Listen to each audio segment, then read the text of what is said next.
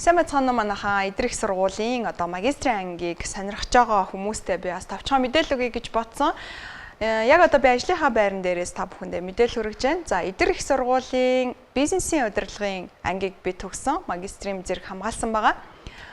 Бурмаа багш маань миний удирдсан багш. Би анх эдгээр сургуулийг яагаад сонгосон бэ гэхээр эхлээд би багш нараа харсан. Тэгээ багш нар маань маш их таалагдсан.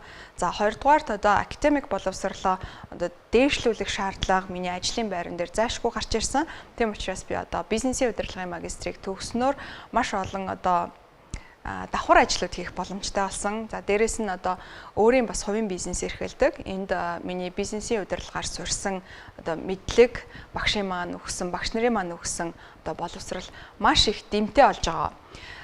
Хамгийн гол нь эдэр их сургууль бол хамгийн сайн гадаад харилцаатай их сургууль гэдгээр нь би анх уншиж исэн. Энэ бол бас яагаад энэ сургуулийг сонгох болсон шалтгаануудын маань нэг. Тийм учраас нэг жил нь эндээ ч юм уу дараа жил нь гадаадд ингээд төгсөх боломжтой. За бүгд найрамд Солонгос улсад суралцаад мастраа үргэлжлүүлэн хамгаалах боломжтой гэж багш маань хэлсэн. Гэхдээ би багшийнхаа удирдлаганд ор төгсөх сонирхолтой байсан тул Бурмаа багшийнхаа удирдлаганд төгсөн байгаа. За тэгээд бизнесийн удирдлагыг сонгож суралцах гэж байгаа оюутнуудаа та бүхэн яг гоё хамгийн зөв сонголтыг хийсэн байна гэж хэлмээр байна. Нэгдүгээрт цагийн менежмент маш сайтай. За хоёрдугаарт багш нар маань маш боловсралтай, чадвартай, харилцааны хувьд маш сайхан юм багш нар байдаг.